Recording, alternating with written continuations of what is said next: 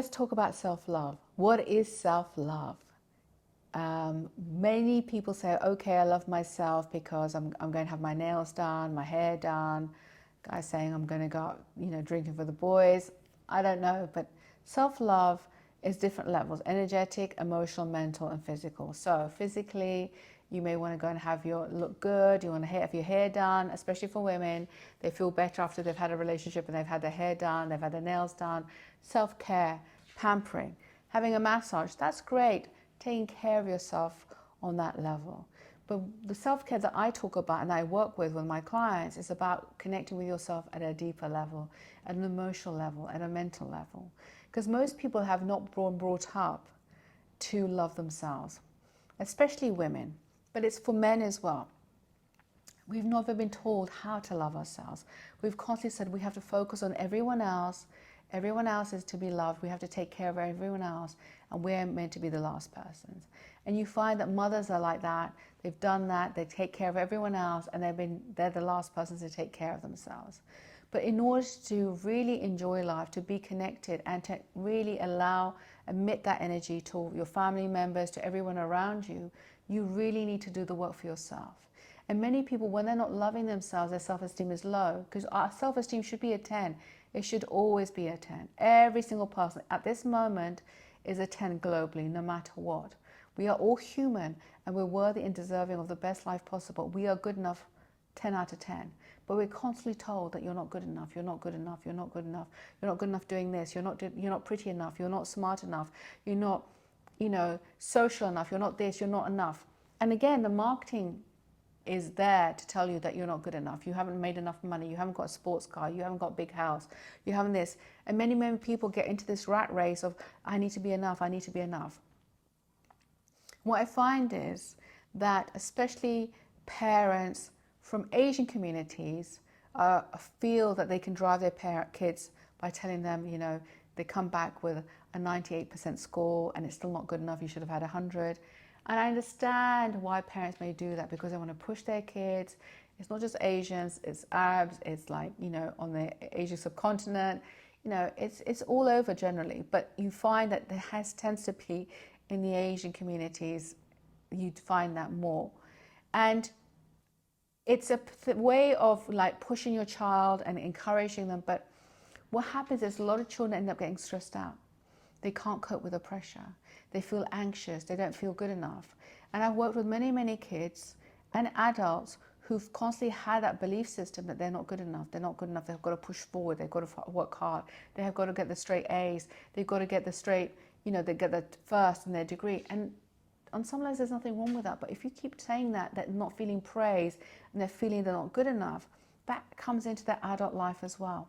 They're suffering from anxiety. They're suffering from overthinking. Their self-esteem is low. And I know many high achievers of all groups running, massive companies, running, departments, leading teams, that on the outside they look perfect, but on the inside their self-esteem is very low. And they're shot to pieces energetically because their anxiety is so high, their overthinking is so high, and they're consumed by all of that. They're not able to feel and live a free life, an abundant life, a flowing life. It's always jarring. So the fact is that we need to learn to love ourselves. Disney didn't teach us that, okay? Let's face it. Disney didn't teach us that because as women, we were made to wait for Prince Charming to come and save us, for instance, from my generation. And I'm not sure that's, and some things may have changed a bit, but it's still not enough. No one's been taught that this should be taught in schools, that we need to learn to love ourselves. And this is not narcissistic. This is not selfish. This is about feeling connected with ourselves at a deeper level, of loving ourselves, knowing that we are worthy and good enough. 10 out of 10. Because we were created a 10, we have always been a 10. And we have to be a 10. And from that basis, you can achieve anything you want in your life. But feeling good. And when you feel good about you, connecting with yourself at a deeper level, knowing that you are good enough, just connecting with your inner child and loving that little version of you, and knowing that you are whole, knowing that you're complete, and that you're not racing or chasing something that you don't even know what you're chasing, running after, but actually feeling whole and complete and content within yourself. And from that place, you go and achieve and grow and develop whether it's in your career, whether it's in your business, whether it's within developing and connecting with a family or getting married or having children, whatever you want to do it from a different place. And you shine brightly, guaranteed. When you love yourself at a deeper level, you connect yourself at a deeper level, you love yourself, you shine brightly. And that energy vibrates. That highest vibration attracts the right people towards you anyway.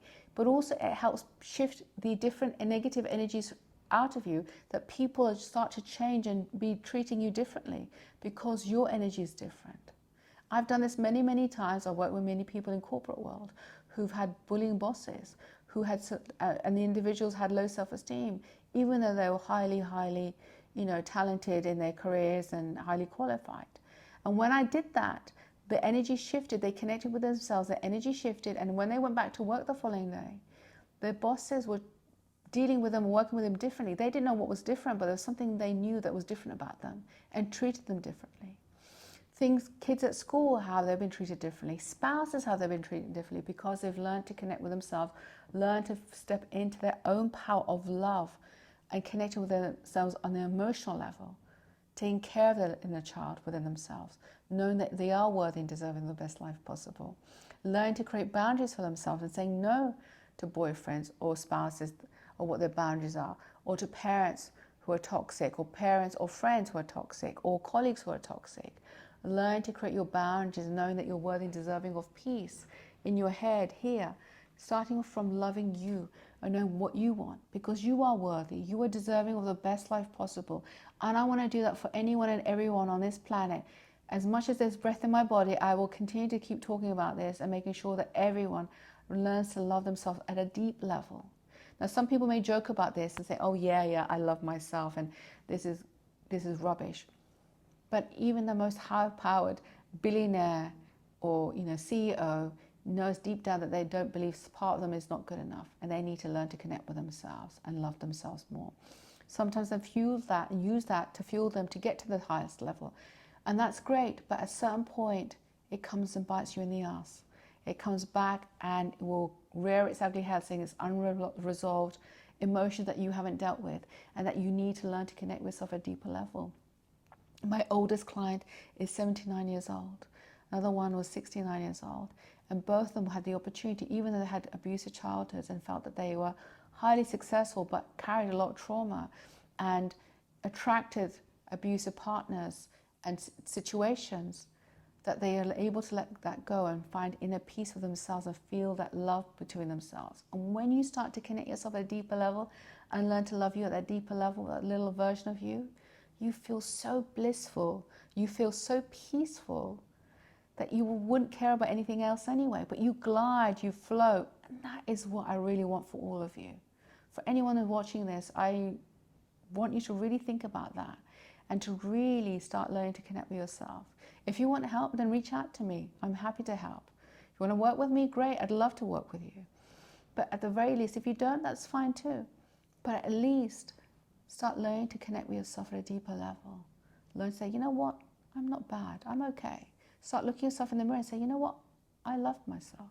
I love you, you're all right. Say positive things to yourself. Let go of the criticism, let go of the negative words. Start being kind to yourself, being loving to yourself. That, on an emotional level, is going to connect you at a deeper level, and you will start to fly in all areas of your life. That's the quickest, fastest way to get to anything you want in your life. Start learning to connect with yourself at a deeper level, knowing that you're a 10 out of 10. You are created a 10, and no one can take that away from you. You are good enough 10 out of 10. And sure, you may need to learn some skills. Maybe it could be writing, maybe it could be presenting, maybe it could be, studying a degree. But you come from a place of knowing that you're good enough 10 out of 10 no matter what. So please, as of today, after starting watching this video, I would love you to start looking yourself in the mirror and say, you know what, you're all right. You're okay. I love you, or I like you. And build it up to loving you, and feel that feeling of connection with yourself. Feel that, imagine holding a little version of you and just feeling that love and warmth. It could be the fact that you may have kids and you love your kids so much. That same feeling I would love you to have for yourself, for a little version of you. Sit there and hold that little version of you and give that love to that little version of you. And feel that warmth, feel that love, feel that bliss. It's a game changer.